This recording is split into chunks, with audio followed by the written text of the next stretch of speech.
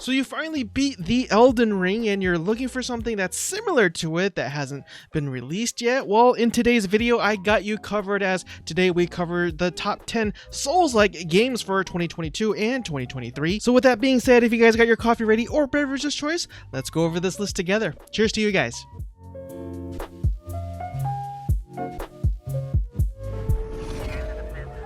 We've lost.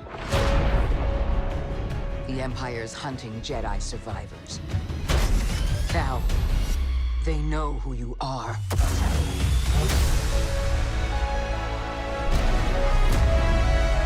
So let's go ahead and start off strong, and we got Star Wars Jedi Fallen Order 2 on this list, and we have an article here from PCGamer.com that kind of gives us the details on what we know so far about this game. Now, just a heads up, this game actually has not officially been confirmed to be in development, but we know that it is because of an investor call with EA CEO Andrew Wilson that confirmed it back in August of 2021. Moreover, EA confirmed in a dev blog post that it's got 3 Star Wars games in production, including a quote, the next game in the action adventure Star Wars Jedi series, and that's obviously going to be Fallen Order. Now, depending on when they actually started the production of part 2, we could actually see this game maybe at the end of this year in 2022 if they still reuse some of the old assets as well as the previous engine. But if not, realistically, we could probably see this game sometime in 2023. Now, TLDR, if you actually know nothing about the Fallen Order game and its lore, we do know that the Fallen Order takes place 14 years before the Battle of Yavin, and that's the movie where they attacked the original first Death Star. And to kind of tie in everything, we have an article here from VideoGamesChronicle.com, and it says here that the Obi-Wan Kenobi series could tie in with the Fallen Order 2, as the actor hints. He was apparently on Jimmy Kimmel, a show that I don't really watch anymore, but they draw this conclusion because both the Fallen Order and the Kenobi series share villains, which are the Inquisitors, the enforcers of Darth Vader's assassins to hunt down the rogue Jedi in the series. Execute Order 66.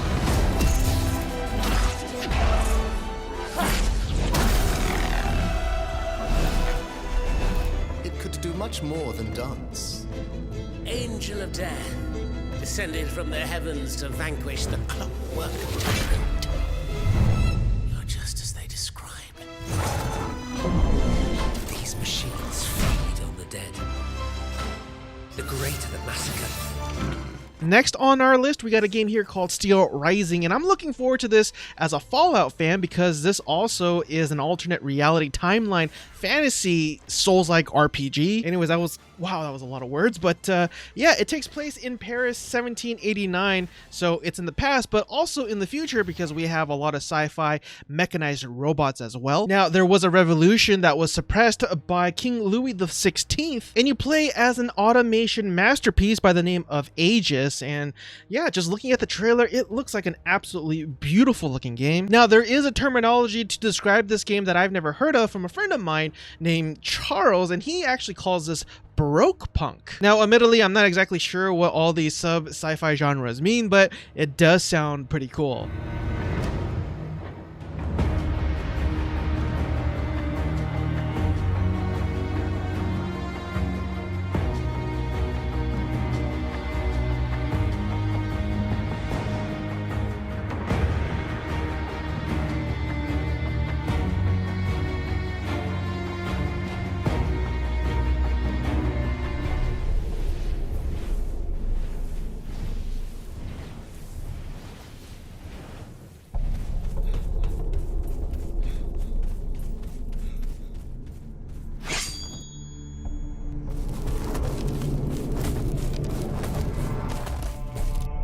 Next Souls-like title that we have here is Bleak Faith Forsaken, and this actually looks very similar to the actual Souls-like games that From Software actually makes. But what's really cool too is that not only do you have the fantasy aspects of the game, but it also has a lot of modern level design as well, as you can see, or you just saw there, with a giant towering apartment buildings or something, or office buildings. And so there's this huge dichotomy in terms of what nature could make or what mankind could make in their industrial and even technical aspects of the way the game looks and how it contrasts with natural things as well. And so yeah, a lot of good things for this game going on.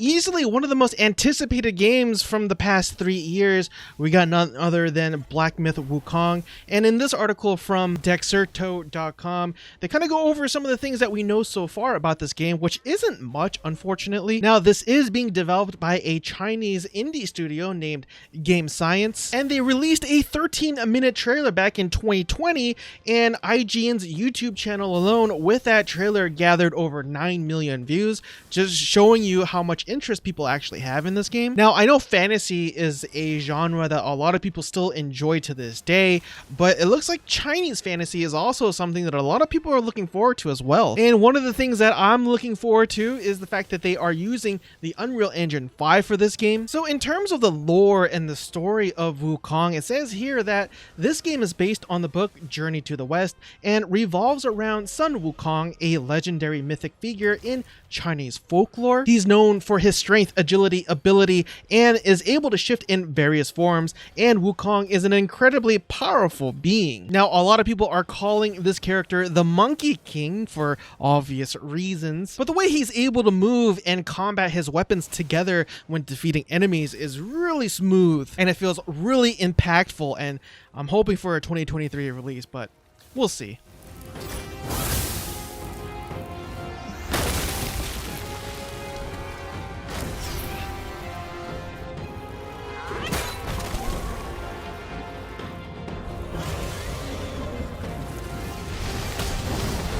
Curiosity drives us forward, leading us to explore the known and challenge the unknown.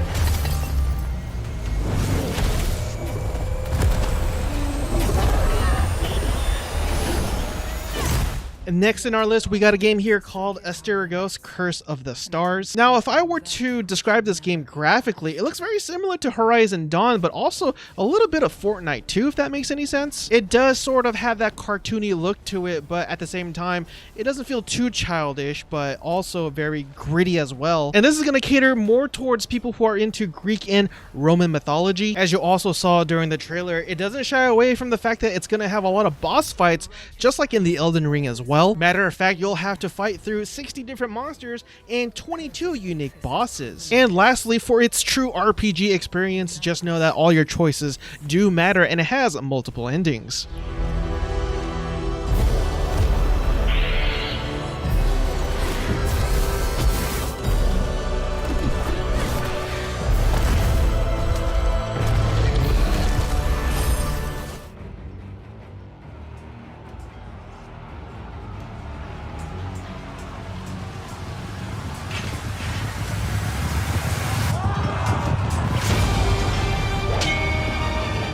Next, we got Samurai Simulator, and this is a game I just talked about in another list that I have, which is the top 10 single-player games for 2022 and 2023 Part 3, so I'll have a link to that down in the description below if you want to go ahead and check that one out. But the developers of this game, which is Game Hunters, is claiming that this will be the first ever feudal Japanese life simulation game on Steam, and you play as a young warrior in the art of Bushido, and you kind of wander about finding the right powerful dynamo to serve, and after you find a lord whose ideals you hold dear, pledge allegiance to him and lead his family to victory in the struggle for influence and power. And in other Elden Ring fashion, you could actually summon NPCs to help you fight some of the more difficult bosses in that game, and apparently you could also do that here, as it says, be a lone traveler or build your clan, and your disciples and supporters will fight along you during the most demanding battles as well. And just really quick FYI, this does have the ninja and stealth tag, something that's not really considered honorable from what I can remember about Japanese history, but you know what, I guess the choice is yours at the end of the day.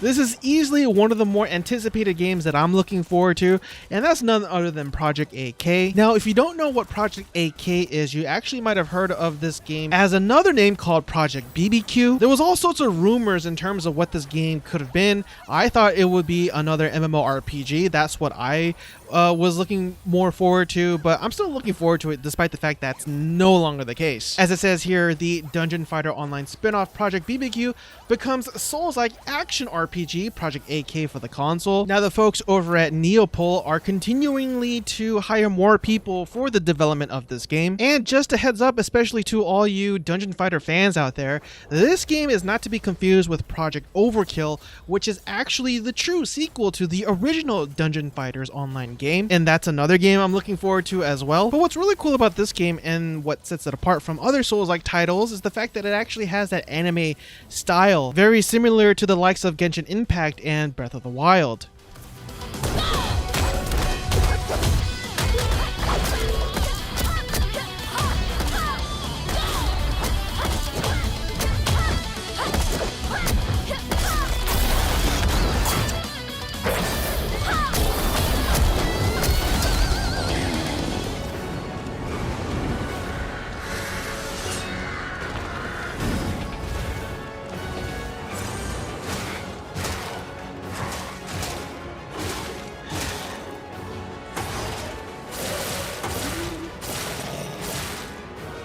Next in our list, we have none other than Lies of P, and this is a game I probably covered for the third time now. Now, I don't know whether you could consider this game Victorian or more so Baroque punk, as I mentioned earlier, but either way, I like to see more games during that time period. Matter of fact, under visual concept, it says here that the game takes place during the late 19th century to the early 20th century, so I guess that makes it Victorian. I don't know, let me know down in the comment section below if you know all these types of subgenres and whatnot. But anyways, in terms of its premises, you actually do play as Pinocchio, and you have to lie to others in hopes to become human. Mix that in with a little bit of dark fantasy and Souls-like gameplay and mechanics, and you got a recipe of something that could truly be a success.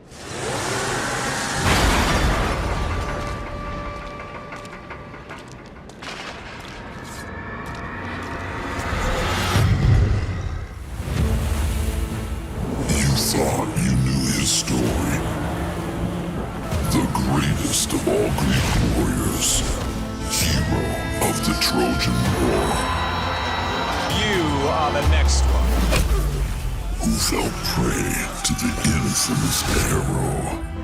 Next in our list of games, we have Achilles Legends Untold, and this game is set apart from the games that we covered before in the fact that this is an isometric top-down Souls-like action RPG. Now, if you're somebody who's into Greek mythology, this is going to be a treat for you, as it says here that Achilles Legends Untold is based on Greek mythology, stories of warriors facing their fate in the wars of humans and gods, and that's why the game features a violent combat system. It just blatantly just says that right there.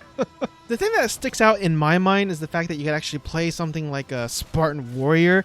Maybe that's because 300 is probably one of my favorite movies of all time, but I don't know, it looks really interesting nonetheless. Achilles, the hero that escaped death itself, a deed even he couldn't manage without help. My help.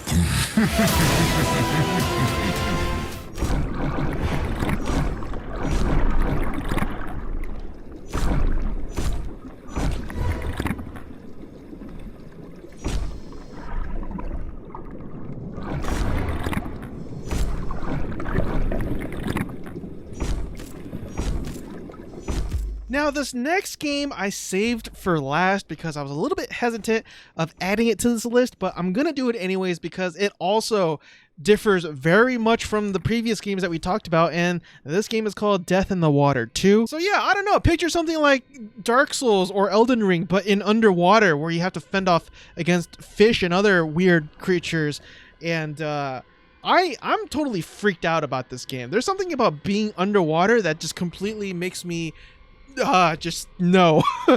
This might go without saying, but I suppose picture something that's very similar to the Elden Ring mixed in with a little bit of Subnautica, I guess. Matter of fact, sprinkle in a little bit of Resident Evil 2 and 3 because apparently there's a giant Kraken Leviathan of the deep that haunts your every move as well. And what's really cool too is that it says here that you get to experience the incredibly lifelike procedurally generated animated creatures, which I think is really cool because when we see things that are procedurally generated, we usually apply them to level design, but creatures themselves, man, the possibilities seem like it could be really endless, but also very scary.